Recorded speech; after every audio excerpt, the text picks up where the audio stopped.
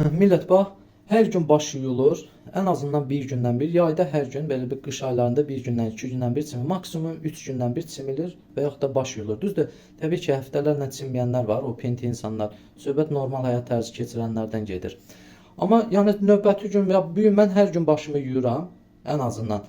Növbəti gün saçım belə bir yağdır. Məsələn, adam var ki, başının yağı ilə bir qazan yemək bişirmək olar, o pinti insanlar. Amma mən normal hər gün səhər başımı yuyub çıxıram da, yay-qış fərqi yoxdur. Yəni bunu bir dəfə siz düşündünüzmü ki, yəni niyə əvvəllər insanlar həftədə bir dəfə saç kəsimidir, çinməkdir, hər bir şey həftədə bir dəfə olurdu da. Yəni toyu, bayramı, hər bir şey həftədə bir dəfə olurdu. O da 6 bazara düşürdü. Yəni bir həftə o insanların başı yağlanmırdı. İndiki ilə analiz eləsək, o insanların saçında nə qədər yağ olmalı idi. Amma yox idi o vaxtda belə bir şey. Çünki bunu da izahını sizə verim ki, İnsanlar çətin həyat yaşayır, insanlar stres içində yaşayır. Fikir, problem, borc, kredit, ora, bura, hər şey əsəb, marşrutda əsəb, yolda əsəb, işdə əsəb, evdə əsəb.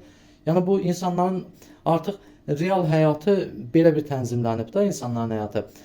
Və bununla da başlayır ürək döyünür və ürək də zəif döyündükcə, ürək nəsə bir stres çəkirsənsə, fikir çəkirsənsə, ürək zəif döyündükcə dəri başlayır yağ ifraz eləməyə və o tük də o yağı çəkir canına. Yəni izahı budur. Başqa ay nə bilim atmosfer korlanıb, ay şampun pisdir, ay nə bilim filan şey pisdir. Əvvəl paltar sabunu ilə cəmaət baş yuyurdu. Heç onda belə də bir şey yox idi.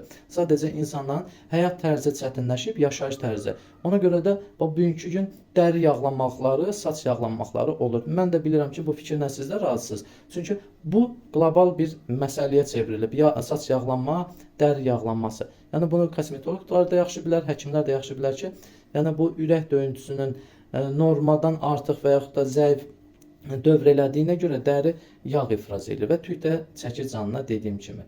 Allah xoş günlər nəsib eləsin sizə. Gözəl həyat nəsib eləsin. Saçınız, başınız yağ yox, cibiniz dolu olsun inşallah. Allah sizi qorusun.